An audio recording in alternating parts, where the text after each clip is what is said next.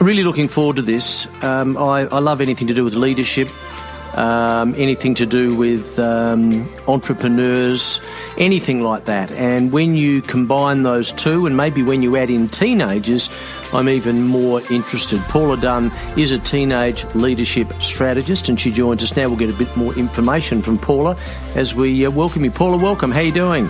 I'm very well, Mark. It's great to be on the show. Oh, thank you. Now, how's it going over there in Sydney? Is everything sort of okay at the moment? I know we're going well here. Melbourne aren't going so well. How are you guys going? Yeah, we're not too bad, although we do have this incident at some Thai restaurant, which looks like there's a bit of a franchise and coronavirus thing happening. But I've been staying indoors pretty much and only going out when I need to. And if I do go out, I wear a mask. So oh, good. Well, I'm being a good girl. You're being a better girl than that Kerry Nash, that woman that stupid woman, which I had a rave about at the start of the program, where she's turned up at Bunnings and wanted to get in, and of course videotaped it, so they put it on Facebook. And now it turns out, though, get a load of this, Paula, she's a former employee. Oh, well, there you go. I mean, what is going on? You know, that is ridiculous. Yeah. Anyway, teenage leadership strategist. Tell us what that is.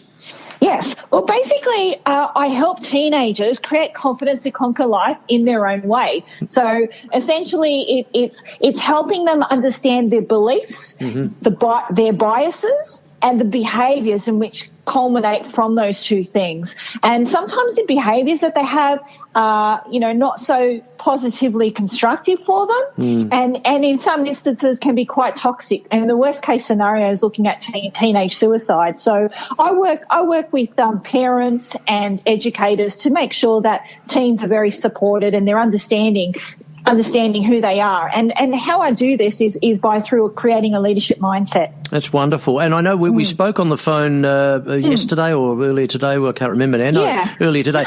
And one of the questions I asked you was, what are the kids like these days compared to 20 years ago? Oh, well, that's a good question. Well, the comparison I have is really for myself, and the reason why I've introduced leadership at such a young age as a teenager is because I remember back to those days where I was feeling uncertain about myself and comparing myself to everybody else and never thinking I was good enough, despite my achievements, and getting to a point in year 12 where I was suicidal and I nearly ended my life. And to have had the understanding of what my emotions were all about and the negative beliefs I had inside me and all of that, if I had known what that all meant and that it's part of, growing up and the hormones and everything that are playing around, maybe things would have been different. Oh my! I'm flabbergasted. We didn't talk about that this morning. I can't believe. Well, I'm. This will sound weird, but I'm grateful that you've said that and that you've owned up. Not owned up. That's not quite the right word either. But you've been honest enough to say that you actually felt like ending your life. If you don't mind me asking, and I know this wasn't the premise of the interview in the first place. Why can you just unpack that? Why did it get to such a point where you wanted to do that? Okay. Well, I come from a migrant family. So my parents came to Australia during the 1950s from Europe. So obviously I grew up with the beliefs that we had to assimilate. They came in a time where you had to fit in and belong and be part of the crowd. And so I grew up those family beliefs. And plus also it was hard. It wasn't easy for them. And I grew up with the mantra of life wasn't meant to be easy and that money doesn't grow on trees. So obviously, it's a value-based thing. And so my parents did the best. And the fact that I must just say a preface here that I was born with a birth defect of my face. So I was born with a bilateral cleft lip and palate, or a hair lip as people can coin it. So these days they're called special needs kids. So I grew up in a time where you had to look the same as everyone else and be normal to fit in. And if you didn't, you got teased, you got bullied. Of course. So I got bullied relentlessly when I started primary school, name calling, being called fat lip and train tracks and, whatnot, and being physically kicked in the playground by the boys at school. So, it really took a lot to my confidence and self-esteem, and because of how I looked, I was put in categories like slow learners class because they thought I was not grasping the concept, but the teachers didn't realise in those days that it was because I was under tremendous anxiety and stress from the constant bullying, and so, of course, I didn't take in any concepts. So by the time I got into high school, I was behind everyone and I was at the bottom of my classes, pretty much struggling to understand things. So it was a very steep learning curve for me when I got into high school, because, my parents basically put me into a private all-girls Catholic school. So to give me that respite away from the bullying from the boys, and also to give me that opportunity to flourish. I understand, And after you started flourishing, how long did it take you to regain a level of confidence that you were able to really thrive? Well, to be honest, I never had the confidence, but by year 10, I was in academic maths, English and science and religion. Brilliant. And by the time I was in year 12, I got in the top 10% of the state for New South Wales for biology and music, and I got into the University of Wollongong for biomedical science. So I got into my dream career of becoming a medical research scientist. Oh, for heaven's sake. And that in turn gave you more confidence? No. Oh, wow. Okay, well, no, I never tell me. That's the kicker. Isn't that weird? It is weird. Or is it weird? Maybe it's not. No, it's normal. And especially in girls and high-achieving girls in particular, we have this sense of what they call imposter syndrome, where we feel like even though we strive really well, we're doing really well at school.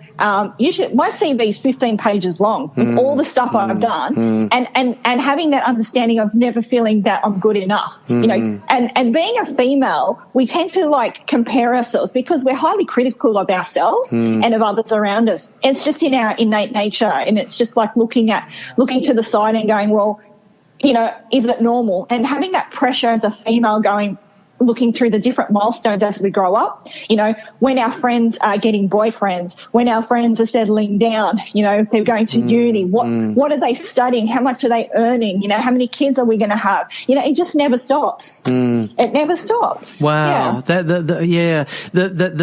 The imposter syndrome I can relate to. I have suffered that over a number of years, and you don't know my background here in Adelaide, but I worked at Channel 10 as a sports presenter for 25 years, and I worked at the ABC prior to that from the 80s for 15 odd years, and I've done breakfast radio and stuff like that. And am I the best? No. But am I the worst? No. But at the same time, there have been periods where I have felt like an imposter. It's actually quite common, isn't it? Yes, it is very common. And the misconception is they think that it's just women, but men suffer from it too. They just display it in a different way. Or hide it better. They hide it better. Is that what you're saying? They hide it better. Yeah. They hide it better, or they're very big at big noting themselves, and being very what they call arrogant, or overly confident in a way to mask it. Yeah. And quite often, and this was certainly the case for me, Paula, but quite often you use comedy as well to mask it. Yes. I use humour a lot as well. Yeah. I'm quite optimistic. Yeah. Isn't that interesting? You're optimistic, yet at the same time not totally confident. Yeah. We're complex, aren't we?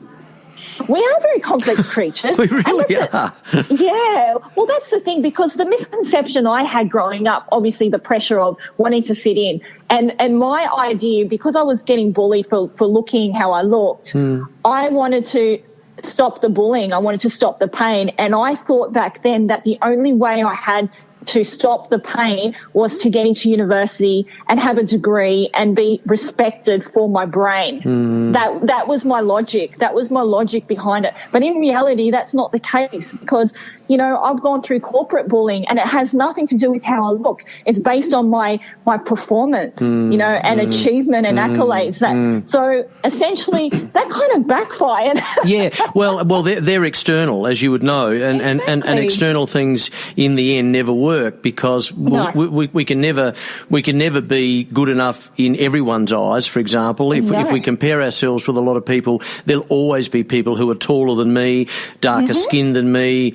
better looking than me, all of those things. I mean, of course, there are other people who aren't as tall or aren't as or don't have the skills that I've got, but you tend to just brush them aside and worry more about the people that you feel are better than you. But they're all external. The way to, we don't probably have time to go into this, but I'd love to talk to you more about this. But the way to overcome that, it's got to be internal. Exactly. And that's where I come in with helping teens create confidence through looking at their mindset and shifting that mindset, helping them maintain momentum during times of, when they're feeling overwhelmed and they're feeling anxious and stressed and they don't know which way is up. Yeah. And, and continuing that momentum and just keep going, because the hardest thing is always to start and take baby steps. Well, and that's the perfect springboard for us to talk a little bit about that. So I was really intrigued by your article on Media Stable. For our listeners, in a very general sense, just explain what the article was about.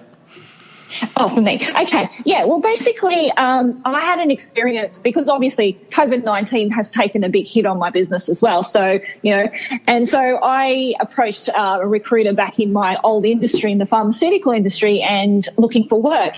And obviously I was upfront and honest about, my business and the challenges that's facing and obviously looking at the macroeconomics of how what the experts are forecasting for entrepreneurs.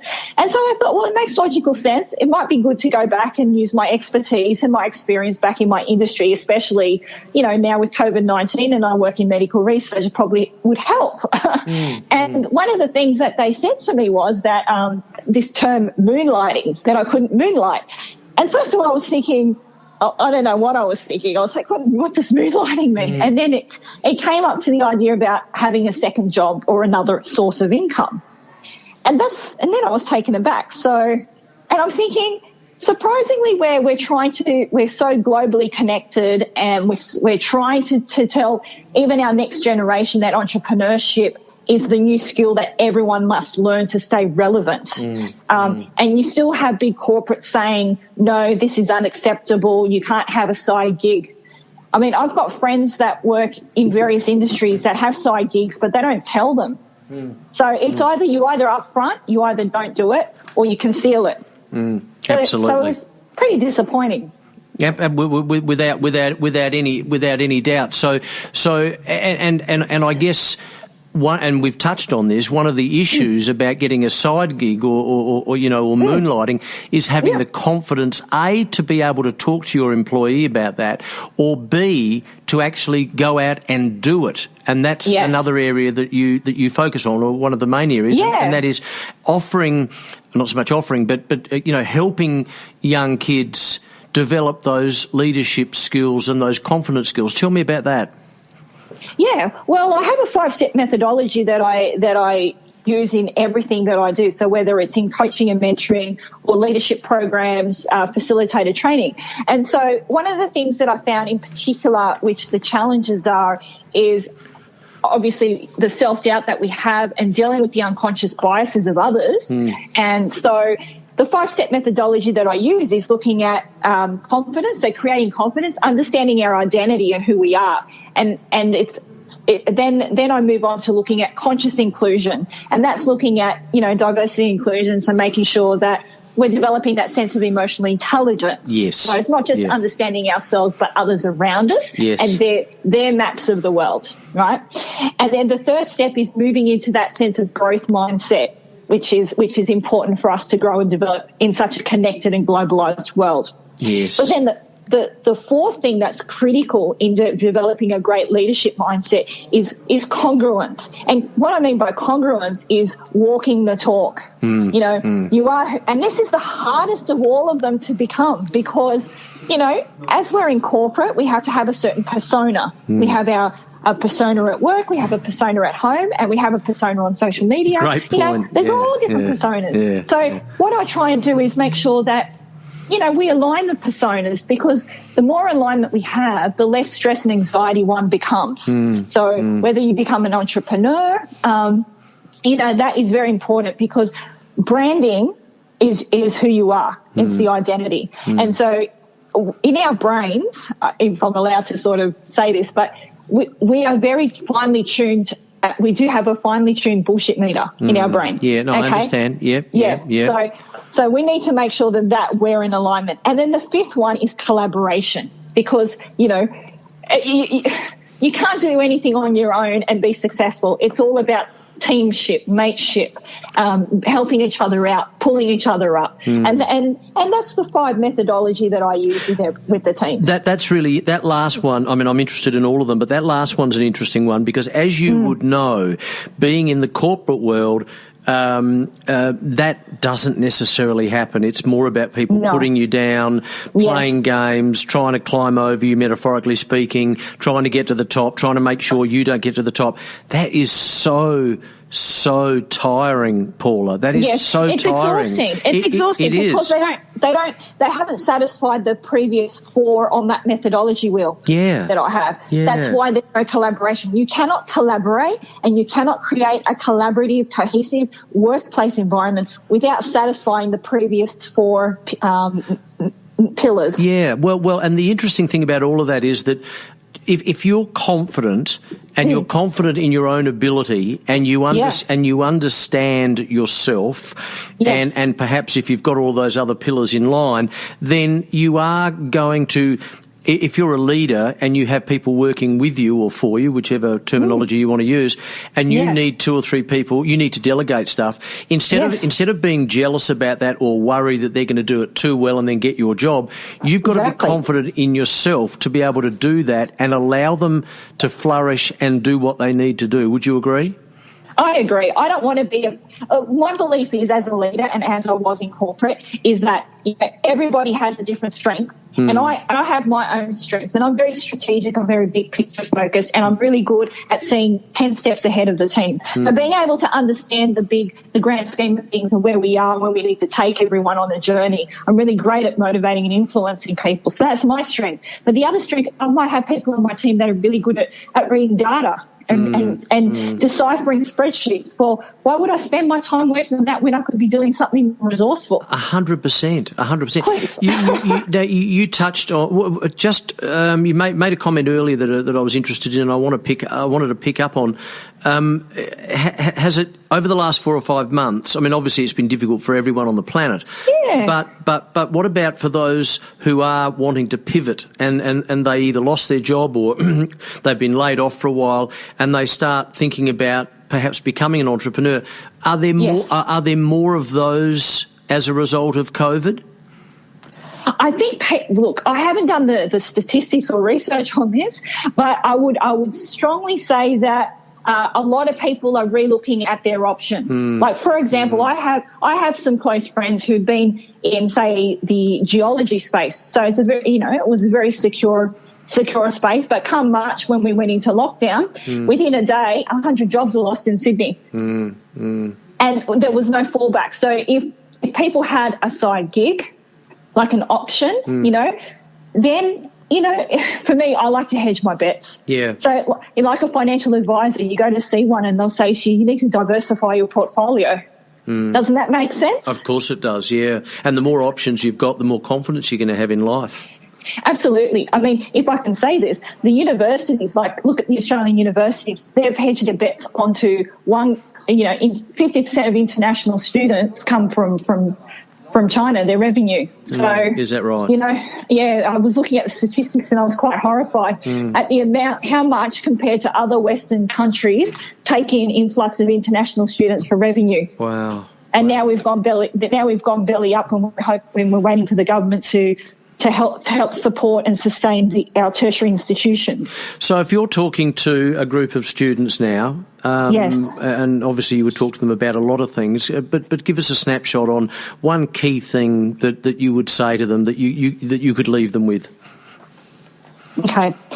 Well, especially those that are currently in Year 12, because, could not imagine the stress that you're going through right now. You know, with the uncertainty about, will I get into university? Will that course that I want to get into still be available next year? You know, like, what are my options? I mean, I remember when I was at high school, they were saying, oh, you could go to TAFE, you know, so it's like looking at your options. But the biggest thing my advice to you is to develop skills that are transferable. Yes. You know, and what is transferable? It's the people. It's the soft skills. It's developing a leadership mindset. Even if you think you're not a leader, everybody has the capacity to be a leader. Yeah, and that's really important. And that sort of gets back to what we were saying at the start about you, and that is that even though you might not feel confident, you're obviously doing things that people would look at and say you are confident. So in truth, you probably are on the outside, and these kids can be exactly the same. Hey.